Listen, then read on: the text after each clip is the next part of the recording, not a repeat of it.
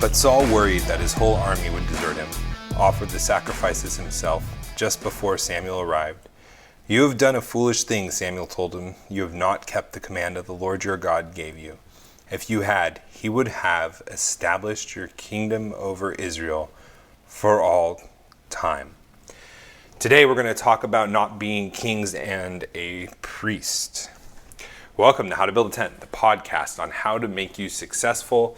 My name is Matt Williams. Thank you for listening to the show, supporting the show, sharing the show with a friend. It really helps me and it helps you guys as well. We're going to talk about that a little bit today. We are part of the Fight, Laugh, Feast network, where we do indeed fight. And we definitely laugh. And if you look at some of our bellies, you would know we feast. Go over to fightlaughfeast.com, put an HtBT in the memo field. You know the spiel for those of you who have listened. If you put an HtBT in the memo field, you'll get the mug, the 15-ounce mug. You could get a pint glass while supplies last. You will get the mug regardless. But if you hurry and do now, you might get a pint glass as well. Plus, you get tons of great content that will help you fight, laugh, and feast. And you will also come alongside of us as we are proclaiming the Lordship of Jesus in every area of life. And I want to talk about today what it means to come alongside of us as we proclaim the Lordship of Jesus in every area of life. Not only does that mean you are supporting us and helping us grow the network, helping us grow an audience, helping us grow shows, bringing out more content to equip you with. But it means also when you are in the fight, you are going to have a established company to help you fight back as well. Now, I don't know if you know this, but a lot of us give shout outs.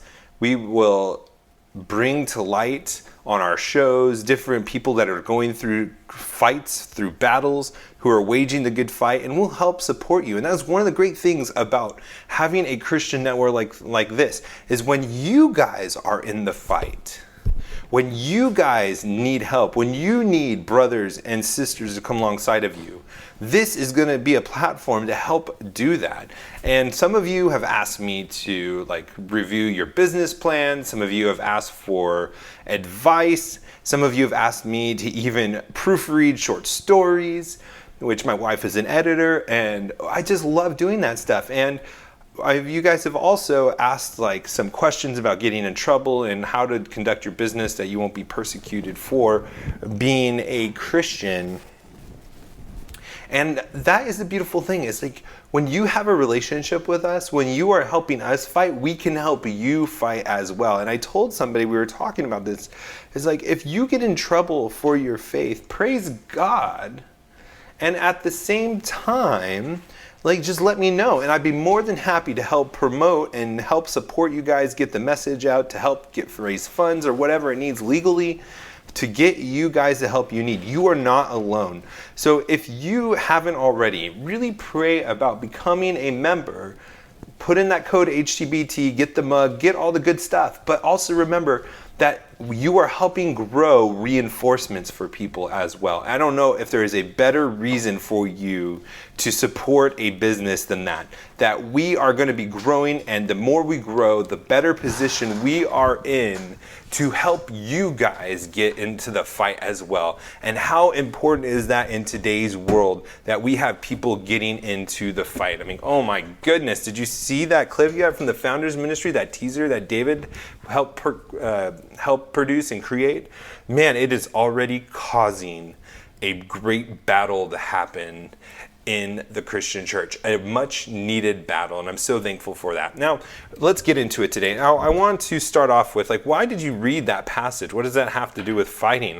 That was Saul capitulating and breaking the commandment. As some of you know, it was against the law in the Old Testament for kings to do priestly duties. They had to be separate. Now, we know that today because a king in the priestly role was reserved for the order of Melchizedek. Melchizedek was a king and a priest. And we, those in the Christian faith, are under the order of Melchizedek, not the Levites. And so we are kings and priests under the blood, under Jesus's covenant. And that is all well and good. But in Saul's day, he broke the commandment. And we read from that, but we saw from that passage that his throne was usurped by God, that he would have been established, he would have been victorious, he would have been a legend, he would have overcome what he feared. He would have conquered not only that battle, but his line would have been established forever, just like David's was. But because he chose to sin and not trust God, he lost, he failed. He didn't come out victorious. And now we know what happens to him. His line was removed, and David's was established, and the Messiah came through David. And I bring that up because I was talking with someone, and I'm not going to mention your name, don't worry about it. And you were in such a great spot, and I encouraged this guy, and he's a great Christian guy, and I really loved his heart, and I'm not like trying to embarrass him. You may know who you are, you may not, I don't know. But he is in an industry where he has gotten advice to, instead of fight the battle, to lie and say things that weren't true so that he wouldn't have to confront the possible issue. It wasn't even an issue yet, but just the possibility that he would have this fight that he's been seeing going on in the culture with his business, where he could lose his business. He could lose his livelihood. He can lose his support. It's a really serious, big giant to face, right? And it's very serious. There's nothing to take away from that. Like, if any of us were facing losing all of our income for standing for Christ, we would be tempted with this thing too. And he was getting bad advice from friends saying that just lie, and that'll be the easy way out of it. And that is exactly what Saul did here. And I believe we talked about this before, but we need to remind ourselves of this story because this is part of the lie that gets repeated to us over and over again. No matter what the sin is, this lie has some thread in that temptation, and it is this, that it is easier to sin and deal with the consequences, if there would be consequences at all, than to do it the way God has called us to do. And that is to fight in truth, to trust in him, not to conjure up, not to be sinister and contrive our own ways of fighting, not to fight in our own strength, which comes about through sinning, through lying, through doing it the ways that we want to in our flesh, but not to trust God to be victorious in our lives, in our careers, in our businesses, in our finances. That is what we see. People try to cut corners and then they go off the road. And the lie is that the sin is always better than doing it God's way. And the consequences of the sin aren't really as bad as it seems. And it definitely, the pros of the sin outweigh the cons. That's the lie, that's the deception. And this is what this brother was tempted with as well. And I encouraged him in that, and he's like, you're right, I shouldn't do that, that's not the right thing to do. And the most dangerous thing about the sin, in my opinion, is not even the consequences. And you're like, whoa. The wages of sin are death, Matt. That's dangerous. And yeah, it is dangerous. But in my mind, it is more dangerous to sin and have the consequence of not being in God's will. To me, and it's kind of one and the same, and you might be like, oh, you're splitting hairs, but there's a difference here.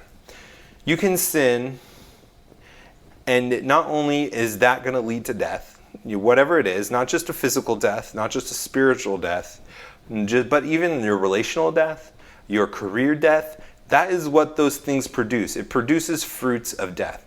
But it also makes you miss out on what God wanted to do for you in that situation.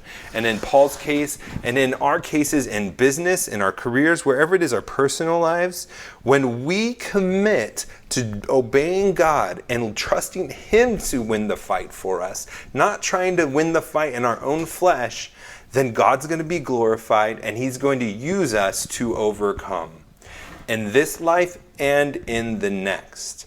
And that is where our power comes from as being Christian. So that's what I want to encourage you with today in this podcast. When you get tempted with taking the sinful way out because it seems easier, it seems like the best way to go, that the consequences really just aren't going to be that bad, or I'm not going to get caught, or I'm not going to really regret this. I'm telling you, you are always not only going to experience death from that sin, but you're going to miss out on God's best for your life. Now let's go out, be in God's will, and be successful together. God bless.